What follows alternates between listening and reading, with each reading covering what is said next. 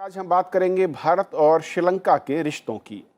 शनिवार को प्रधानमंत्री नरेंद्र मोदी और श्रीलंका के प्रधानमंत्री के बीच शनिवार को वर्चुअल समिट हुई और जिसमें दोनों ही देशों ने नेबरहुड फर्स्ट पॉलिसी का साफ तौर पर जिक्र किया।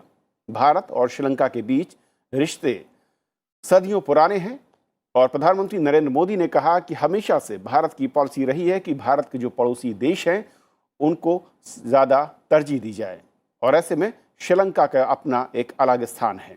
तो आज अपने कार्यक्रम में समझेंगे कि श्रीलंका में नई सत्ता के साथ अब जो संकेत हैं वो क्या दिख रहे हैं और भारत के साथ रिश्ते, उनकी दिशा, उनकी रफ्तार क्या है और दोनों एक दूसरे से क्या उम्मीद रखते हैं और सामरिक रणनीतिक नज़रिए से श्रीलंका किस तरीके की पोजीशन है और हम क्या उम्मीद कर सकते हैं। और ये सब कुछ समझेंगे अपने 3 बेहद खास मेहमानों के जरिए। हमारे साथ मौजूद हैं पूर्व राजदूत अशोक सज्जनहार साहब, सर बहुत बहुत स्वागत आपका। हमारे साथ मौजूद हैं वाइस एडमिरल शेखर सिन्हा साहब, सर बहुत बहुत स्वागत है। और जयंत दासगुप्ता सर हैं, फॉर्मर एम्बेसडर WTO, सर आपका बहुत बहुत स्वागत है। शुरुआत में अशोक सर आपसे करना चाहूँगा कि भारत और श्रीलंका के जब रिश्तों को देखते हैं तो बहुत गहरे और पुराने, मैं कहूँ जिसे सदियों पुराने रिश्ते हैं और अब जिस तरीके से नई सरकार बनने के बाद जो पहली समिट हुई है दोनों प्रधानमंत्रियों के बीच में, हालांकि वर्चुअल थी, लेकिन वहाँ पर जो बातें कही गई हैं उसे आप कैसे देखते हैं और जो तमाम आशंकाएं थी नई सरकार को लेकर, उसे बनने के बाद उसकी पॉलिसीज को लेकर, क्या कुछ नज़र आता है? आपने बिल्कुल ठीक कहा है। जो देखिए हमारे श्रीलंका और भारत के जो संबंध हैं, मैं तो कहूँगा जो केवल सदियों पुराने नहीं हैं परंतु ये तो हजारों साल पुराने हैं, क्योंकि हम जानते हैं जो महाराज अशोक ने अपने पुत्र और पुत्री को वहाँ पर भेजा था बुद्धिज्म को आगे ले जाने के लिए, आगे बढ़ाने के लिए।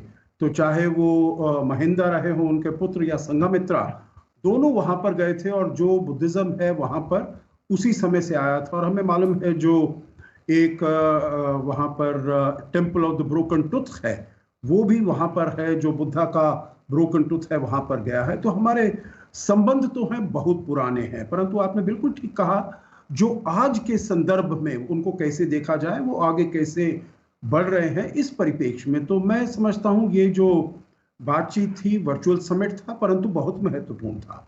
2 चीजों से बहुत महत्वपूर्ण था। एक तो जो महिंदा राजपक्षे जब से बने हैं, प्रधानमंत्री बने हैं, तो इनका पहला इंटरैक्शन था किसी ग्लोबल लीडर से अपने देश के बाहर। 9 अगस्त में वो प्रधानमंत्री बने, चुने गए और उसके बाद ये पहली उनकी समिट थी, वर्चुअल समिट। और प्रधानमंत्री मोदी के लिए भी अपने नेबरहुड में अगर हम देखें तो ये पहली उनकी वर्चुअल समिट थी। और तो बहुत विश्व के नेताओं के साथ उनकी बातचीत हुई है, परंतु ये कोविड के जब समय आया है उसके बाद अपनी नेबरहुड में ये पहली बार थी जो उनका किसी लीडर से ऐसे समिट हुआ है। परंतु इससे पहले भी अगर हम देखें तो देखिए जब इनके बड़े भाई, इनके छोटे भाई गोटाबाया राजपक्षे ये जब राष्ट्रपति चुने गए थे तो पिछले साल दिसंबर में उनकी पहली विजिट भारत में थी। इनकी अपनी महिंदा राजपक्षे की पहली विजिट भारत में थी फरवरी 2020। तो मैं इससे यह हमें मालूम होता है जो श्रीलंका अब भारत को बहुत ही ज्यादा अहमियत देता है। 2 चीजें उससे और आई हैं सामने। एक तो है प्रधानमंत्री मोदी ने कहा जो हमारी नेबरहुड फर्स्ट पॉलिसी है, हम अपने जो पड़ोसी देश हैं उनके साथ उनको बहुत ज्यादा महत्व देते हैं अपने रिश्तों को आगे ले जाने के लिए।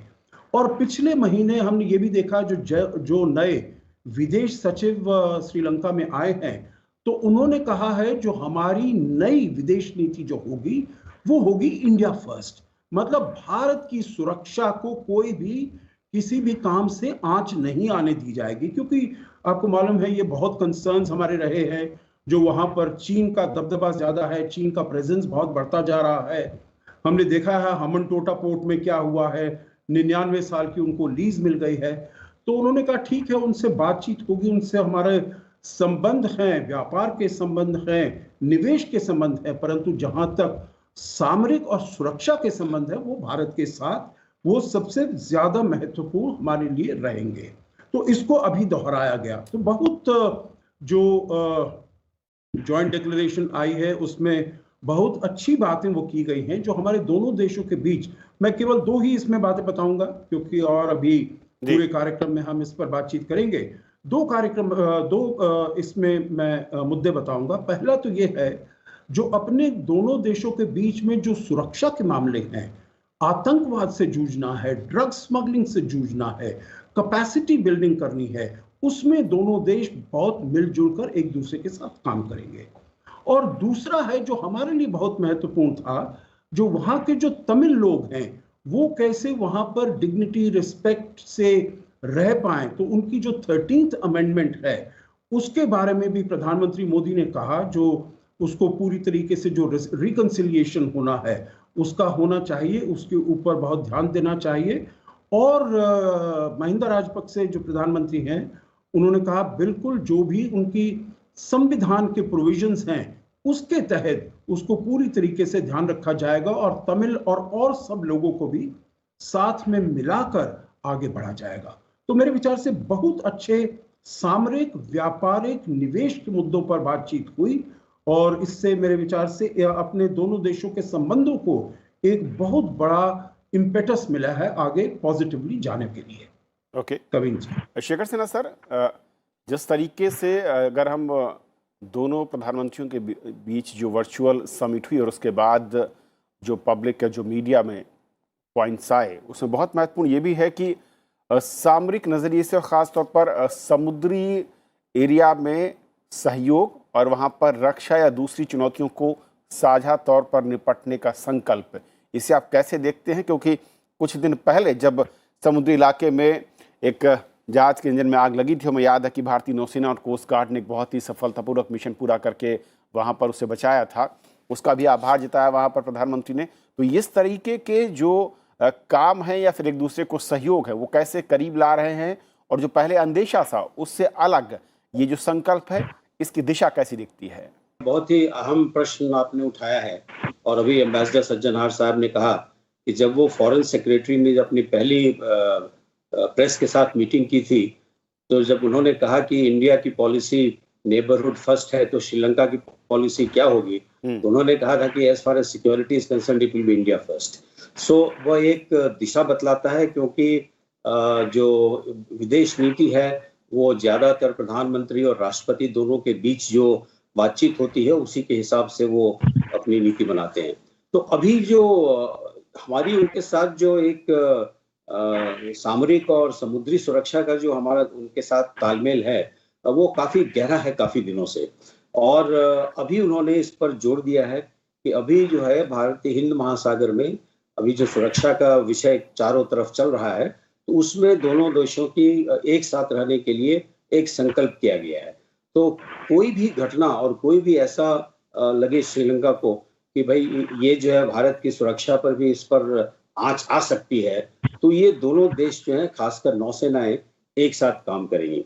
जी। दूसरी चीज बड़ी बात ये हुई है सुरक्षा के मामले पर, एक इम्प्रूव्ड इंटेलिजेंस शेयरिंग का भी डॉक्यूमेंट एक साइन होना है हम लोगों के बीच में, जिसकी चर्चा की गई है बायलैटरल एग्रीमेंट में।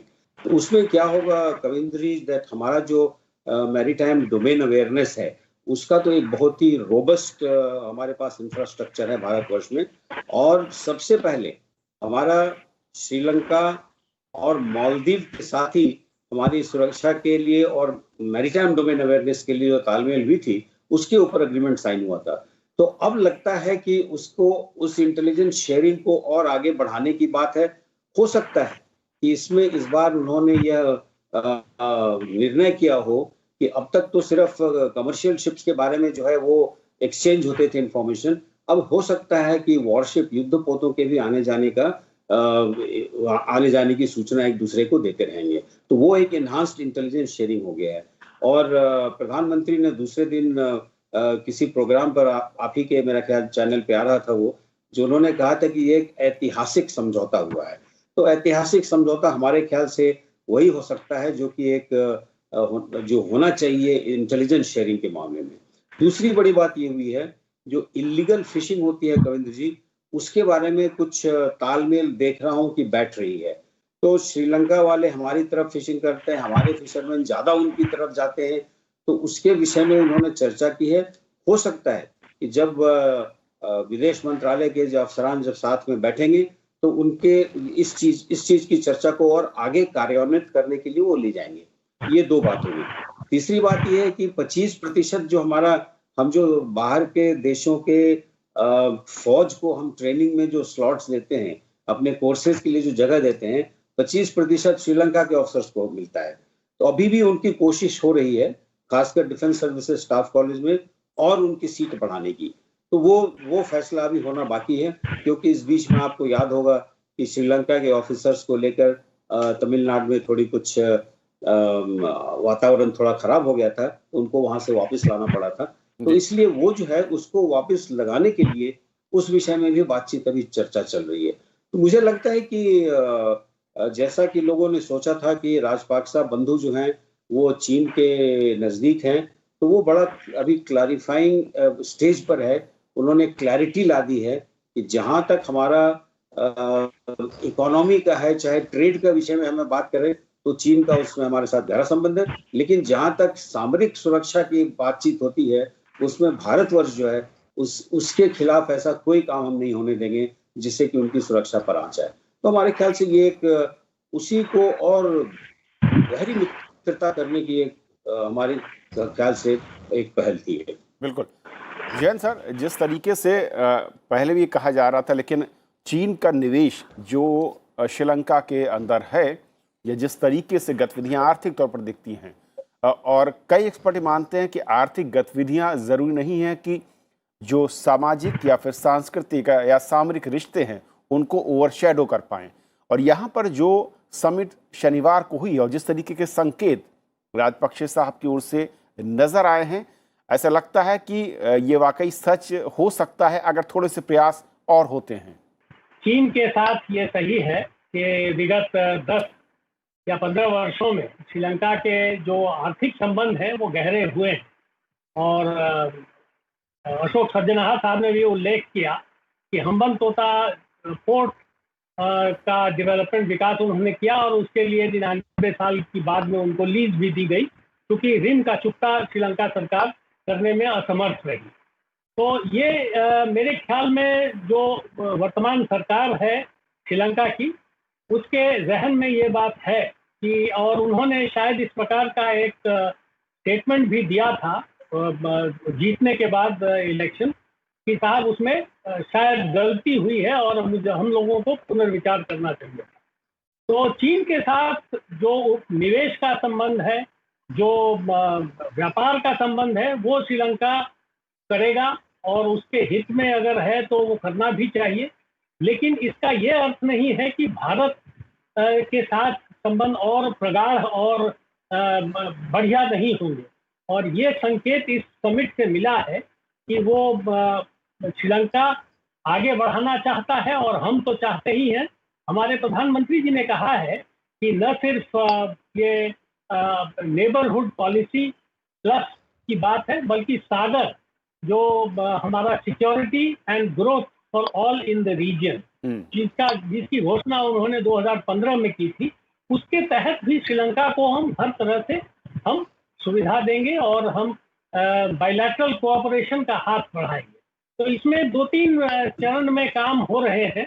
एक तो हम लोगों का एक high impact community development project था, जिसकी समय सीमा 2000 में खत्म हो रही है, उसको 5 साल और बढ़ाने की गुजारिश की है श्रीलंका सरकार ने, और 10,000 मकान उसमें बनाए जाएंगे, खासकर प्लांटेशन लेबर के लिए। और ये प्लांटेशन अगर आप देखेंगे तो इसमें जो गरीब हैं, जो उन्हीं लोगों को ज़्यादा फायदा इसमें मिलेगा। दूसरी बात है, श्रीलंका के साथ हम लोगों ने इंटरनेशनल सोलर अलायंस में भी सहभागिता की है, और उसके तहत $100 मिलियन का एक लाइन ऑफ क्रेडिट हमने एक्सटेंड किया है हाल ही में, लगभग 1 महीने पहले। और उसके तहत 20,000 मकानों में सोलर पैनल्स बैठाए जाएंगे और 1,000 सरकारी भवनों में भी सोलर पैनल बैठाए जाएंगे। 60 मेगावाट की लगभग क्षमता इसमें सोलर एनर्जी की इसमें स्थापित की जाएगी। तो ये एक दूसरा कदम हुआ। तीसरी बात है, भारत अभी सामरिक सहयोगिता के मामले में $50 मिलियन का एक लाइन ऑफ क्रेडिट देने पर विचार कर रहा है, जिसमें आर्म्स, एम्यूनिशन, इक्विपमेंट की बात है और उसमें कम्युनिकेशन इक्विपमेंट भी आएंगे।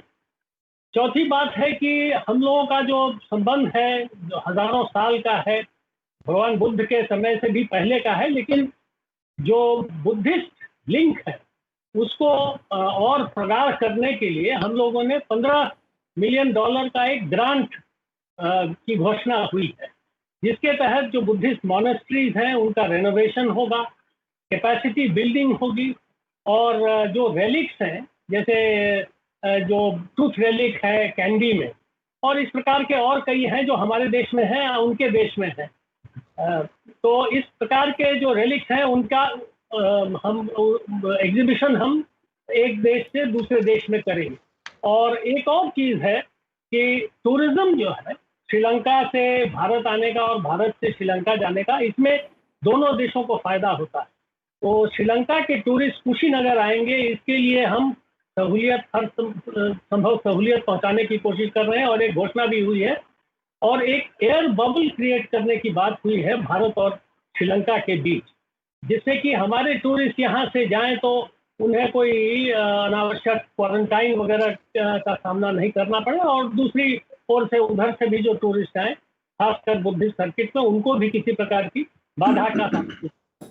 तो इस प्रकार से जो ट्रेड है वो तो हमारा लगभग $4.5 बिलियन का है। हमारा निर्यात उनके श्रीलंका को $3.7 बिलियन का हुआ है और उनका जो निर्यात हुआ है वो लगभग $900 मिलियन का हुआ है। तो इसमें ये गौर करने की बात है कि श्रीलंका हमसे कच्चा माल लेता है, हमसे मशीनरी लेता है, जो उसके औद्योगिक विकास में, जो उसके आर्थिक गति को बनाए रखने में सहायता पहुंचाता है। तो इसको सिर्फ अगर हम देखें कि ट्रेड डेफिसिट है, इसको नहीं देखना चाहिए। ये म्यूचुअल बेनिफिट के लिए है और इसको और हम गहरा बनाएंगे और डीपर और ब्रॉडर बनाने की बात चल रही है। अशोक सर, 2-3 पॉइंट जो बहुत महत्वपूर्ण दिख रहे हैं। एक तो जैसा कि जैन सर ने कहा कि सांस्कृतिक जो संबंध हैं उनको एक तरीके से मैं कहूँ कि रिनोवेट, उनको ज़्यादा मजबूती देने के लिए प्रयास जो दोनों देशों की ओर से करने की बात कही गई समिट में। और दूसरा कि वहाँ के एक ख़ास तबके को लेकर भी जब प्रधानमंत्री मोदी ने साफ किया कि संविधान के जो 13वें संशोधन को लागू कराने पर जोर दिया है, किस तरीके से आप देखते हैं? क्योंकि इस तरह के जब समिट में ये मुद्दे सामने आते हैं तो जो कनेक्ट है लोकल वहाँ पर पब्लिक के साथ में, वो ज़्यादा स्ट्रांग होता है, वो तबका ज़्यादा आपको आपके करीब आने की कोशिश करता है या चाहता है। देखिए, आप बिल्कुल ठीक कह रहे हैं कबीर जी, क्योंकि अगर मैं दूसरे नुक्ते पर पहले मैं टिप्पणी करूं, जो वहां पर हैं लोग और जो 13th अमेंडमेंट की बात की गई है, तो ये 13th अमेंडमेंट तो कॉन्स्टिट्यूशन में उनके संविधान में लाया गया था, परंतु जब रिकंसिलिएशन प्रोसेस हुआ है, जब इसके ऊपर बातचीत हुई है, तो इसको इतना ज्यादा आगे नहीं ले जा पाए हैं। और जब 2009 के बाद जब एलटीटी के विरुद्ध उन्होंने जो सिविल वॉर था वो जीत लिया है, तो उसके बाद वहां की काफी जनता में ये बात आई है उभर कर सामने, जो अब उनके लिए जो कुछ भी हमने स्पेशल प्रोविजंस करनी थी वो इतनी ज्यादा आवश्यक नहीं करनी चाहिए, क्योंकि उन्होंने आतंकवाद का सहारा लिया था अपनी मांगों को मनवाने के लिए। परंतु भारत हमेशा से इसी के बारे में कहता आया, जो 13th अमेंडमेंट है, सभी जो लोग हैं वहां पर इंक्लूसिविटी होनी चाहिए, सभी को डिग्निटी मिलनी चाहिए, सभी को आदर से वहां पर रहना चाहिए, सभी को अपना स्थान मिलना चाहिए वहां पर, और वही उनके संविधान में है। तो इसीलिए भारत कोई ऐसी बात नहीं कह रहा है। एक थोड़ा सा ये शुभा आ गया था जब ये इलेक्शन हुआ, क्योंकि जो वहां के सिन्हला लोग हैं उन्होंने चाहे गोटाबाया राजपक्षे को समर्थन दिया हो या फिर महिंदा राजपक्षे, जब अभी प्राइम मिनिस्टर के पार्लियामेंट के इलेक्शंस हैं, तो काफी अच्छा उनको बहुमत मिला है, दोनों को, पार्लियामेंट में भी और राष्ट्रपति के उसमें। तो ये बात सोची जा रही थी, जो क्या वो इसको 13th अमेंडमेंट को आगे लेकर जाएंगे, जा पाएंगे, या क्या उनके ऊपर दबाव रहेगा। परंतु हमारी ये जो जॉइंट स्टेटमेंट आई है उसमें बिल्कुल साफ तरीके से लिखा गया है जो प्रधानमंत्री ने क्या वहां पर उनसे कहा, जो इसको बिल्कुल पूरी तरीके से कार्यान्वित करना चाहिए। और महिंदा राजपक्षे जी ने भी यही कहा जो संविधान है और जो वहां के लोगों की मांग है तो उसके अनुसार इसको किया जाएगा। तो मेरे विचार से भारत को इसके ऊपर नजर रखनी पड़ेगी जो इसको कैसे आगे रिकंसिलिएशन प्रोसेस आगे जाता है। परंतु जैसे हम अपनी तरफ से जो योगदान कर सकते हैं, जैसे अभी जयंत जी ने बताया, पहले हमने 50,000 घर वहां पर ऊपर का जो जाफना एरिया है उसमें हमने कंस्ट्रक्ट किए हैं। अभी 2018 से 10,000 और घर कर रहे हैं। ये community high impact community development project हम कर रहे हैं। इसमें शिक्षा हो, इसमें हेल्थ हो, इसमें मीडियम स्मॉल इंडस्ट्रीज हो, इसमें ट्रांसपोर्ट कनेक्टिविटी हो। तो ऐसी चीजें हैं जिससे कि ये वाली सारी ये जो तबका है ये बिल्कुल एकदम उनकी मेन स्ट्रीम में आ जाए। दूसरा, आपका पहला जो प्रश्न था जो बुद्धिस्ट साइट्स का, वो बिल्कुल बहुत ही अच्छा है, क्योंकि देखिए जैसे मैंने भी पहले कहा, जो बुद्धिज्म हमको दोनों देशों को जोड़ता है। और वहां पर बुद्धिज्म बिल्कुल जैसे हम ये कह सकते हैं जो श्रीलंका सेंटर बन गया है थेरावाडा बुद्धिज्म का। हमारे यहाँ बुद्धिज्म है, महायान है, वहां पर थेरावाडा बुद्धिज्म है, वो एकदम सेंटर बन गया है।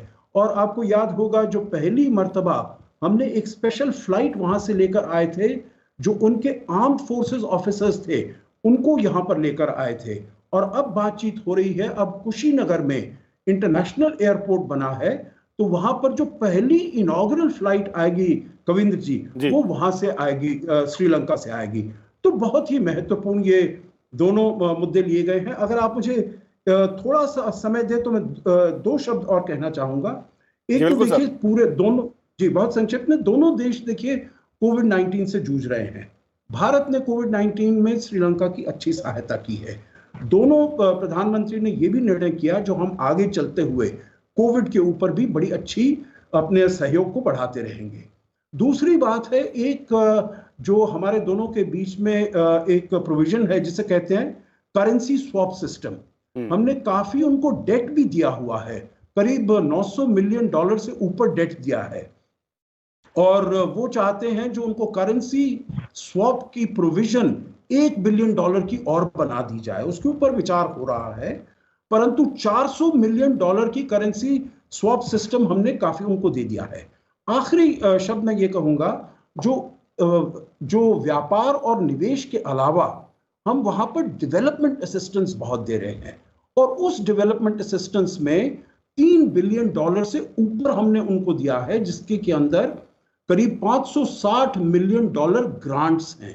तो ये देखिए, हम देख सकते हैं कितनी व्यापकता है हम दोनों देशों के संबंधों के बीच में। जी सिन्हा सर, क्योंकि जिस तरीके की पोजीशनिंग श्रीलंका की है और जो रिश्ते हमारे रहे हैं, लेकिन मैं थोड़ा सा दर्शकों के नज़रिए से ये भी समझना चाहूँगा कि श्रीलंका असल में क्या चाहता है भारत से, अपने पड़ोसी से, चाहे वो आर्थिक हो, चाहे वो सामाजिक, या फिर मैं कहूँ कि सामरिक नज़रिए से। देखिए, श्रीलंका में एक चीज तो मान के चलिए कि चूंकि वो हिंद महासागर में एक बहुत ही प्रमुख स्थान पर है, तो वो हिंद महासागर में होने वाली और आगे होने वाली घटनाओं से काफी अवगत है। वो समझदार हैं काफी और अपनी जगह को वो पहचानते हैं। तो वो जो है चीन के इंडियन ओशन में आने से जो एक हलचल मच रही है और मचने वाली है, और भारतवर्ष जो है इतना बड़ा देश जो कि आज तक वो हिंद महासागर का एक समझिए तो अनडिस्प्यूटेड लीडर रह चुका है, तो वो दोनों चीजों को अच्छी तरह समझते हैं। और जिसको अंग्रेजी में हेजिंग कहते हैं, वो हेजिंग की पॉलिसी वो जरूर करेंगे। किसी भी छोटे राष्ट्र को जो साइज में छोटा है और 2 बड़े बड़े नेबर हों और 2 बड़े हों, तो उसके बीच में हेजिंग करना होता है। तो वो सुरक्षा के मामले में जरूर भारतवर्ष से नजदीक रहेंगे। इकोनॉमी के मामले में जैसा कि हमारे दोनों मित्रों ने बताया, वो चीन के करीब रहेंगे। तो एक तो ये उनका है। दूसरी चीज ये है कि वो चाहते तो बहुत कुछ है, और लेकिन भारतवर्ष जो है वो खुद अपनी प्रगति पर भी लगा हुआ है। नजदीक के अपने पड़ोसी देशों की बहुत सहायता कर रहे हैं, और आप देखिए अफगानिस्तान में कितना इन्वेस्टमेंट है हमारा, नेपाल में कितना है, भूटान में देख लीजिए, बांग्लादेश में देख लीजिए, मालदीव में देख लीजिए। तो हमारी भी एक थोड़ी सी लिमिट है, क्योंकि हमारी तो एक वो अनंत हमारे पास तो पैसे है नहीं। तो इस वजह से हम उनके डिमांड्स को, हर डिमांड्स को थोड़ा पूरा करना पैसे के मामले में थोड़ा कठिन हो जाता है। लेकिन जहां तक प्रोग्रेस का सवाल है, आपकी वो बिल्डिंग बना दी, आपको 50,000 घर बनवा दिया, आपको 10,000 ये बना दिए, अभी 15 मिलियन डॉलर उन्होंने दे दिया वहां पे रेलिक्स उनके लिए, तीर्थ स्थलों को मॉडर्नाइज करने के लिए। और जाफना में एक उनका बुद्धिस्ट सेंटर है जो कि भारत की सहायता से बना है और बनकर तैयार है। तो वहां के प्रधानमंत्री ने हमारे प्रधानमंत्री मोदी साहब को आमंत्रित किया है कि आप ही इसका शुभारंभ, आप ही इसका इनॉग्रेशन कीजिए। तो ये जो है, ये सब मिला जुला के देखिए, सामरिक शक्ति और उनकी क्या जो इच्छा है, अगर भारतवर्ष सुरक्षित है तो ये समझ जाइए कि अगल बगल के सारे देश सुरक्षित रहेंगे, अगर वो हमारे साथ हैं। और जहां तक समुद्री सुरक्षा का सवाल है, तो अगर आप एक बार नक्शे को देखें तो आपको ये बड़ी मुश्किल से देखना पड़ेगा, बहुत मुश्किल होगा कि श्रीलंका हमसे अलग भी है कुछ डिस्टेंस। वो लगता है कि सारे हम लोग एक साथ हैं। तो हमारी समुद्री सुरक्षा जो है श्रीलंका और भारत के बीच जो गैप है उसमें नहीं है, ये हम तो उनको समेट कर रखे हुए हैं। आप दोनों तरफ से देखिए, समेट कर रखा हुआ है। तो हमारे ख्याल से ये एक वो जानते हैं कि हम उनके साथ सिमटे हुए हैं, और उसमें कोई दो राय नहीं है कि वो इस चीज को, सुरक्षा के मामले में वो हमेशा भारत के साथ ही रहेंगे। जयंत सर, एक आखिरी कमेंट मैं चाहूंगा बहुत संक्षेप में सर, क्योंकि सार्क का मैं ट्रेड का देख रहा था, भारत और श्रीलंका के बीच में सबसे ज़्यादा ट्रेड जो है वो श्रीलंका के साथ ही भारत का हो रहा है, अगर सार्क कंट्रीज़ की बात करें। यहाँ पर क्या और पोटेंशियल है जहाँ पर हम ज़्यादा फोकस कर सकते हैं और उसको मैं कहूँ कि इम्प्रूव कर सकते हैं? सबसे बड़ी बात जो श्रीलंका भी चाहता है हमारी ओर से, वो है कि हम हमारे उद्योगपति वहाँ निवेश करें और उनके यहाँ उत्पादन हो, उनके यहाँ रोजगार हो, और जो वहाँ पैदा हो या जो भी मैन्युफैक्चर्ड हो, वो कुछ भारत में आए वापस, और बाकी वो सारे विश्व में उसका निर्यात कर सके। तो इसके माध्यम से वो चाहते हैं कि उनका आर्थिक विकास हो, उनके यहाँ रोजगार का सृजन हो।